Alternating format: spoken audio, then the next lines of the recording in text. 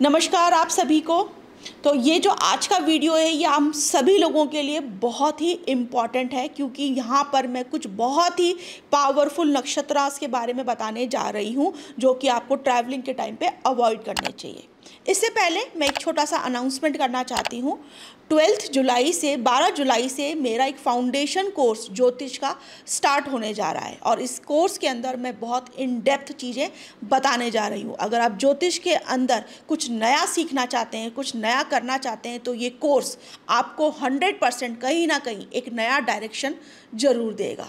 तो चलिए आगे शुरुआत करते हैं हम इस वीडियो की।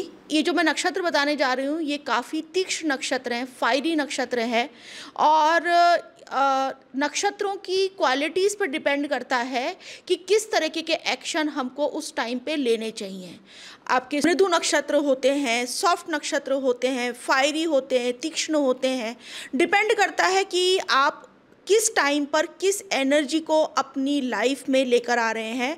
और जो नक्षत्र जो हैं वो बहुत डीपली हमको ये बताते हैं कि उस टाइम पे ये एनर्जी है, तो आपको इस तरीके के अगर एक्शन लें तो ज़्यादा अच्छा रहेगा। तो ट्रैवलिंग के लिए यहाँ पर मैं कुछ आपको 8 नक्षत्र बताने जा रही हूँ। अगर हो सके तो आप उसको अवॉइड करें। आपको सिंपली बस देख लेना है, जब भी आप ट्रैवल प्लान करें तो आप कहीं पर भी कोई भी जो भी आपके सॉफ्टवेयर होते हैं जैसे कि दृक पंचांग है, जहाँ पे भी आप गूगल पे जाके देख सकते हो कि चंद्रमा हर दिन एक नक्षत्र में रहता है, तो इस दिन कौन से नक्षत्र में रहने वाला है, किस टाइम से लेके किस टाइम तक रहने वाला है, अकॉर्डिंगली आप अपना जो ट्रैवल है वो प्लान कर सकते हैं। जो मैं नक्षत्र बताने जा रही हूँ आपको 8, वो स्पेशली जितना हो सके आप अवॉइड करें। बहुत ही कोई इमरजेंसी है तो आप ले सकते हैं, लेकिन ये जो नक्षत्र बताने जा रही हूँ इसमें भी कुछ चीज़ें हैं। जैसे कि एक नक्षत्र है कृत्तिका नक्षत्र, वो बहुत ही शार्प नक्षत्र है। अगर आप कोई इमरजेंसी वर्क के लिए जा रहे हैं, किसी ऐसे काम के लिए जा रहे हैं जहाँ पे आप लोगों को डिस्प्यूट सॉल्व करनी है, किसी की कोई लड़ाई झगड़ा हो गया है, अगर आप इस नक्षत्र में जाते हैं तो आप इस नक्षत्र को पकड़ सकते हैं। आप कोई लेजर ट्रिप के लिए जा रहे हैं, फन के लिए जा रहे हैं, कोई लॉन्ग टर्म डिसीजन लेने के लिए जा रहे हैं, लॉन्ग टर्म सेटलमेंट के लिए जा रहे हैं, तो आपको इन नक्षत्रास को जो मैं बताने जा रही हूँ इनको अवॉइड करना चाहिए। क्योंकि रिसेंटली जो अहमदाबाद का इतना बड़ा जो इंसिडेंस हुआ है, इस सब ने हमको हिला दिया है।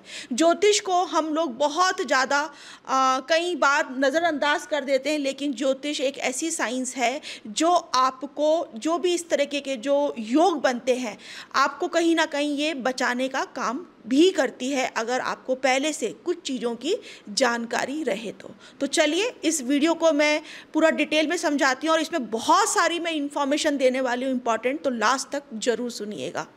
तो अगर मैं सबसे पहले नक्षत्र की मैं अगर बात करूं तो भरणी नक्षत्र जो कि मेष राशि में आता है, और इस नक्षत्र के जो देवता है ना, देखो हर नक्षत्र के देवता होते हैं, उससे उस नक्षत्र के गुण धर्म, उनके एट्रीब्यूट्स के बारे में बहुत पता चलता है। अब भरणी नक्षत्र के देवता ही यम है, गॉड ऑफ डेथ है, तो इस नक्षत्र को अवॉइड करना चाहिए कोई भी लॉन्ग टर्म प्लानिंग आपके ट्रैवलिंग के लिए, या फिर आप ऐसा ट्रैवल करने जा रहे हैं जहाँ पे फन का इन्वॉल्वमेंट है, मौज मस्ती है, बच्चों को लेके जा रहे हैं, कुछ आप लॉन्ग टर्म कहीं सेटल होने के लिए जा रहे हैं, लंबी ट्रैवल कर रहे हैं, तो इसको अवॉइड करना चाहिए। क्योंकि ये नक्षत्र में अगर आप निकलते हैं तो कहीं ना कहीं आपको बहुत ज़्यादा ट्रैफिक जैम जो है वो भी कहीं ना कहीं बहुत ज़्यादा मिलता है, उसमें आपकी एनर्जी बहुत ज़्यादा लॉस होती है, तो इस नक्षत्र को अवॉइड करिए।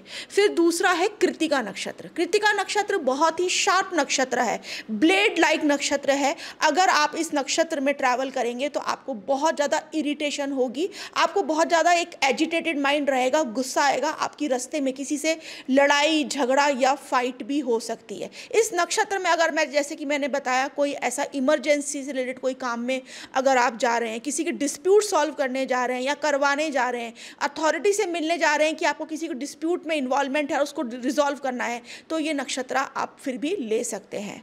उसके बाद में जो तीसरा नक्षत्र है वो है आद्रा नक्षत्र। आद्रा नक्षत्र के देवता जो हैं वो रुद्र हैं, फुल ऑफ स्टॉर्म्स हैं और इनर टर्मोइल्स है, कहीं ना कहीं इस नक्षत्र में रौद्र की क्रिया है। अगर आप इस नक्षत्र में कहीं भी ट्रैवल करने निकलेंगे तो आपको कहीं ना कहीं इमोशनल टर्बुलेंस का सामना करना पड़ेगा। इमोशनली आप कहीं ना कहीं डिससेटिस्फाइड रहेंगे। आपको जो सुकून के लिए आप जो जा रहे थे वो सुकून की कमी रहेगी। कुछ ऐसी चीज़ें भी ट्रैवलिंग के टाइम पे हो सकती है जो आपको लगे कि आपके साथ में चिटिंग हो गई है, क्योंकि ये नक्षत्र जो है राहु का नक्षत्र है। ये टाइम जो है, ये जो नक्षत्र है ना, आद्रा नक्षत्र, ये इनर क्लीनिनेस का बहुत अच्छा। अगर इंटरनली अगर आपको इमोशंस को क्लीन करना है तो ये नक्षत्र बहुत है। अगर आप इस नक्षत्र वाले दिन इंटरनल कहीं मतलब कहीं बाहर जाके अगर सुकून और पीस ढूंढेंगे तो कहीं ना कहीं आपको परेशानी आएगी। जो चौथा नक्षत्र है वो है आपका अश्लेषा नक्षत्र। अश्लेषा नक्षत्र जो है वो सरपेंट की एनर्जी है। इस नक्षत्र वाले दिन अगर आप सुकून ढूंढने जाएंगे, क्योंकि ये नक्षत्र पूरी तरीके से आपके माइंड गेम को देखता है, दिखाता है, टैक्टिक्स को दिखाता है। तो आपको हो सकता है आपके रास्ते में ऐसे लोग मिले जो कहीं ना कहीं आपके साथ में माइंड गेम खेले। जो सुकून या पीस के लिए आप ट्रैवल करने गए थे वो आपको प्रॉपर तरीके से नहीं मिल पाया, और पूरा टाइम आपके दिमाग में कोई ना कोई स्ट्रेस चल रहा है जिसके बारे में आप सोचते जा रहे हैं, क्योंकि ये नक्षत्र आपका दिमाग को बहुत चलाता है। तो इस नक्षत्र में अगर आप निकले हैं तो आप कोई ना कोई ऐसे थॉट के साथ निकले हैं, कोई स्ट्रेस के साथ में निकले हैं जो आपको एक्चुअल में वो पीस नहीं दे पा रहा है जो आप अपने ट्रैवलिंग के टाइम पे ढूंढ रहे हैं। और ये सरपेंट की एनर्जी है। कुछ ना कुछ ऐसी चीज़ें होंगी जो आपके ट्रैवलिंग के टाइम पे आपको परेशानी देगी ही देगी। फिर उसके बाद में जो नेक्स्ट नक्षत्र है, पांचवा नक्षत्र, वो है मघा नक्षत्र। ये एंसेस्टर्स की एनर्जी है। ये नक्षत्र में ज़्यादातर मैंने देखा है जब लोग बाग ट्रैवलिंग के लिए निकलते हैं तो कुछ ना कुछ ब्लॉकेजेस आती है, क्योंकि यहाँ पे जो इसके देवता हैं वो केतु महाराज हैं और वो कुछ ना कुछ ब्लॉकेजेस लेकर आते हैं। अगर आप कुछ ऐसे, जैसे अगर अपनी कोई कुल देवी की यात्रा पे जा रहे हैं, कोई अपने पूर्वजों से रिलेटेड कोई काम पर जा रहे हैं, कोई ऐसे अपने गांव में जा रहे हैं, वहाँ पे रिलेटेड कोई मंदिर में जा रहे हैं, तो ये नक्षत्र में ट्रैवल करना अच्छा है। या कुछ पूर्वजों का पेंडिंग कर्मा है, आप गंगा स्नान के लिए जा रहे हैं, उनका तर्पण के लिए जा रहे हैं, तो ये नक्षत्र अच्छा है। अगर आप किसी लेजर ट्रिप के लिए जा रहे हैं तो इस नक्षत्र को आपको अवॉइड करना चाहिए। उसके बाद में अगर मैं 6 नक्षत्र की अगर बात करूं तो वो है ज्येष्ठ नक्षत्र। ज्येष्ठ नक्षत्र कहीं ना कहीं प्रेशर को दिखाता है। अगर आप इस नक्षत्र वाले दिन निकलेंगे तो आप बहुत ज़्यादा प्रेशर फील करेंगे। आपको वो सपोर्ट, वो एक होता ना कि एक किसी भी तरीके का कहीं पे भी जाके सपोर्ट, क्योंकि ये बहुत ही सिक्रेटिव नक्षत्र है, तो कहीं ना कहीं आपके साथ में कुछ चीज़ें ऐसी हो सकती है जो आप आने के बाद में लोगों के साथ में शेयर ना कर पाएँ और आपको कहीं ना कहीं उस ट्रैवलिंग के टाइम पे एक ट्रांसफॉर्मेशन। लेकिन ये नक्षत्र अगर आप कोई रिलीजियस ट्रैवल करते हैं, कोई साधना से रिलेटेड अगर ट्रैवल कर रहे हैं और बहुत सिक्रेटिव ट्रैवल है वो आपका, कोई किसी की गुप्त बातें निकालने के लिए अगर आप ट्रैवल कर रहे हैं, किसी का पता लगाने के लिए अगर ट्रैवल कर रहे हैं, तो ये नक्षत्र अच्छा है। लेकिन वही जैसे कि मैंने बताया, लॉन्ग डिस्टेंस, कहीं सेटलमेंट करना है, अपना लेजर ट्रिप आपका है, फैमिली के साथ में निकल रहे हैं, तो ज्येष्ठ नक्षत्र को अवॉइड करना है। ये भी तीक्ष्ण नक्षत्र है और गंडांत के अंदर भी ये नक्षत्र आता है। फिर उसके बाद में जो 7वां नक्षत्र है वो है मूल नक्षत्र।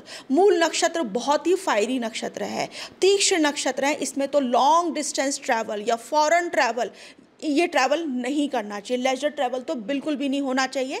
और आपको ये जान के बड़ी हैरानी होगी जिस दिन ये अहमदाबाद वाला जो प्लेन क्रैश वाला जो बड़ा इवेंट, मतलब सॉरी, ये जो कांड हुआ है इतना बड़ा, उस दिन अंगारक योग बन रहा था। मंगल और केतु एक साथ थे और चंद्रमा मूल नक्षत्र में था, तो चंद्रमा, मंगल और केतु का त्रिकोण का संबंध भी बना हुआ था।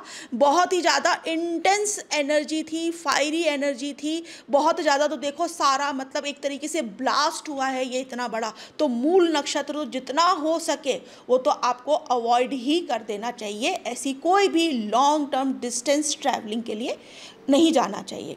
फिर उसके बाद में जो लास्ट नक्षत्र है 8वां, वो है रेवती नक्षत्र। रेवती नक्षत्र का जो लास्ट जो 2 पदा हैं, 3rd पदा और 4th पदा, इसको भी अवॉइड कर देना चाहिए। ये कहीं ना कहीं लॉस्ट को दिखाता है।